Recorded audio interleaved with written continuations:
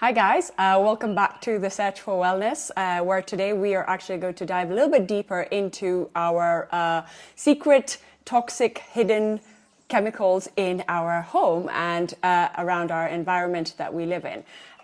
In my podcast, I'm sure most of you have heard it and have heard me say that your home is your sanctuary. This is where you have control over what you bring into your house and what gets taken out from your house. So this episode is about what we are using to cook with in our house and what we are using to store our food in our house. So I'm going to go straight into it. I have stepped on this before about using non-toxic cooking ware. Today, I'm going to show you the non-toxic cooking ware. So we have our standard non-stick. I'm sure everybody in Nairobi or around the world has one of these in their household. This is a PFA, PF4, forever chemical non-stick pan. It doesn't belong to me. I just borrowed it from someone, by the way. So you do not want to be cooking in this because this is leaching these forever chemicals into your food on a daily basis.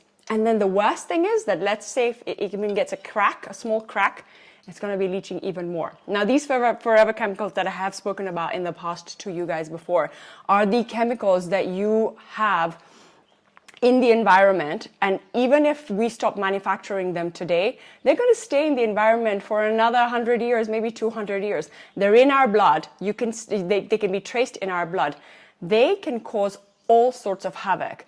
They can mess with your immune system, your immune function, especially with kids. They can mess with your kidney function. So, just the circulation of your blood in your body, it can mess with. It has huge impacts when it comes to cancer, diabetes, and just a really bad thing to have in your house. And I'm pretty sure most of you have heard of them. So my advice is to remove the non-stick pans. So if you see the Teflon sign or the non-stick pan sign, you need to remove this from your home. What I would suggest you use instead is, so this is suggestion number one. Suggestion number one would be a ceramic coated pan. However, these are not great either because what ends up happening is they're a bit more delicate in the sense that you're not going to get a lot out of it. If it gets a cut again, the chemicals are going to start leaching because a ceramic coated pan only has the coating of ceramic. If you can get 100% ceramic pan, then that's good. Ceramic is basically an enzyme that is created from sand. So it's a bit heavier, it's quite nice. The other one that I would suggest is, this is what I use to cook in on a daily basis, is your cast iron. So you want to use something that is made out of cast iron. As you can see, this is a super heavy pot. I have had this pot and a bunch of my other cast iron pots for maybe 10 years or more. I've obviously increased them over the time recently, but they are super durable, very good in quality. We actually need iron for our bodies, so it's another great way, especially if you have a low iron level. It's a really good way to get more iron into your body by cooking in one of these. You want to cook on a slow heat. Anything that you cook on a high heat is really a no-go zone. So that's your cast iron. I wanted to step a little bit into, what is these called? They are called, I've forgotten the name. This is your air fryer. Yeah. Air fryer. Okay, first of all, before I go into the air fryer, I put this in here so I don't forget to talk about aluminum or aluminium. We use this everywhere, right? A lot of people use aluminium in their cooking, in the oven and all of that. This is aluminium. It is leaching into your food.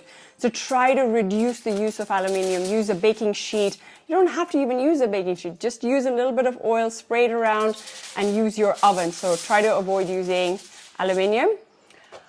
Back to the air fryer. So I know everyone's into this whole, I don't deep fry my food anymore. It's terrible for you. And I agree. Deep frying is terrible for you because you don't want to be using any of these seed oils either.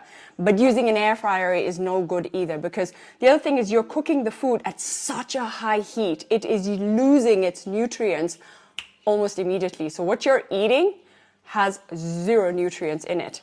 The other unfortunate thing is that an air fryer is filled with Teflon, Nonstick again. So that on a high heat is leaching into your food, which is your forever chemicals that I spoke about already.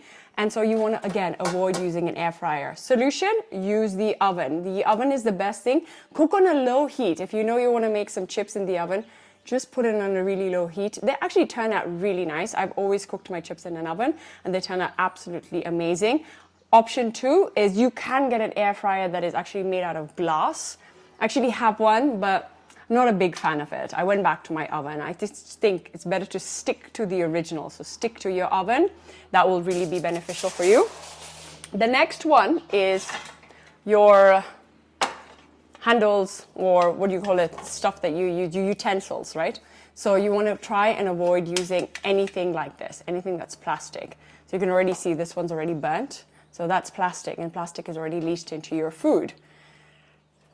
You'd rather use wood or steel again.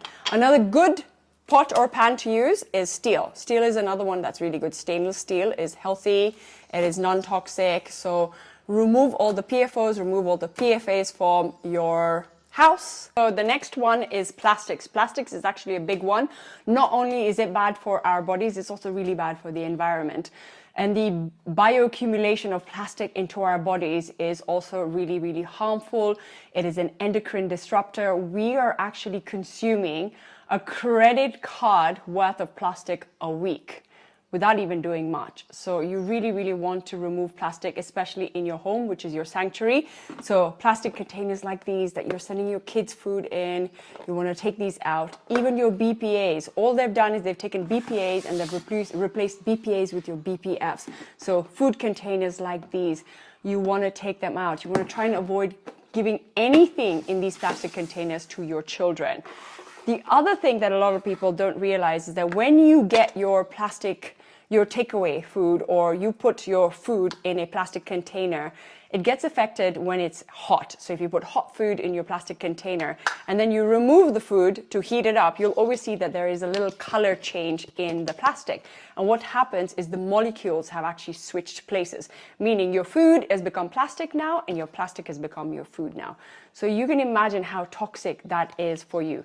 My biggest advice is, if you take anything from this video, take this. Remove all the plastic containers in your house. It's going to be good for your family. It's going to be good for your health. It's going to be good for the environment too. You can replace your plastic with a container like this, a nice little glass container. Yes, it does have a plastic lid, but at least you're still protecting yourself. And these are so durable and they're so reusable. Option 2 is you can get these amazing steel containers. These are also really good to send your kids to school with, for lunches. Option 3 is bamboo. Bamboo is a really good one also for kids. So it looks like plastic, it feels like plastic, but it actually is not plastic. Silicone is another one that's really good. So if you want to put like your ice and all of that in silicone is not so bad. But again, you want to avoid anything that is of high heat, even in a silicone, because silicone is still a form of plastic. Remember, your plastics also have something called phthalates in it.